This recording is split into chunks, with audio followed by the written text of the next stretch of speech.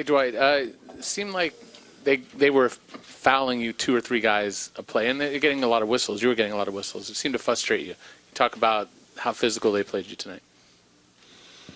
Well, I guess they did what they had to do. We just got to come back and be physical with them, and that's what we got to do next game. They wasn't letting us get easy shots, so next game we need to do a good job of not letting them get easy looks at the basket. You had trouble staying on the floor, a couple of offensive fouls again. Is there something they're doing defensively or getting under your skin, or what? How do you stay on the floor? Because obviously the defense sort of fell apart when you went to the bench. I mean, I just got to keep. I don't know what I need to do. I'm out there just being physical, Did it feel like you guys were running a set offense over there, or because everything was so new? I mean, with Gadlock and Morris, did it just kind of feel like you were just playing basketball? Was there a set offense going on? Yeah, we were running some plays. They did a good job of making sure we didn't get into the sets we wanted to run, and they made it tough for our guards to make post-entry passes. That's something we got to get better at. How difficult has this year been for you guys? Just one thing after another. Well, it's been a very tough year, but we're not going to make any excuses. We're not going to hold our heads down because of the things that have happened this season, and we're not going to quit. Particularly when you have somebody like Tony Parker on the perimeter, how hard is it to maintain sort of a defensive structure? They're really talented. You have brand new people on the perimeter. These guys are learning. They got to learn on the fly.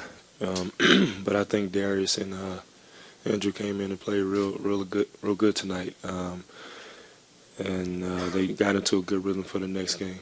So hopefully they can keep that going, and we get a win. If you guys have a question, please raise your hand. So what adjustments have been made, I guess, since January, maybe February, to integrate you more into what the team's doing, and how has that helped out even in this series? Since when? I don't know, January, since maybe when you guys bottomed out? When we did what? Bottomed out at Memphis, 18 and 25. Since then, I guess. What adjustments have we made? Have to use your game, show it off, and how has the Lakers' success followed? We just been playing harder as a team. We have more energy.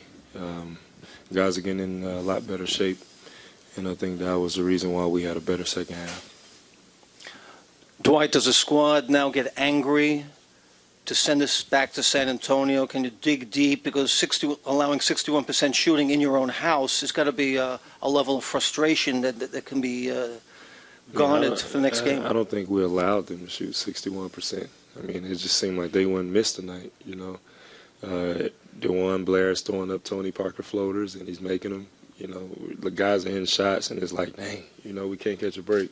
But we just got to come back next game and play harder. There's a couple of things we could have did better tonight. Getting back on defense, they really tried to push the pace, and you got to give them credit. They came in and they played the right way, and that's what they won. Anything else? Let's do the last question. Last question. Go ahead.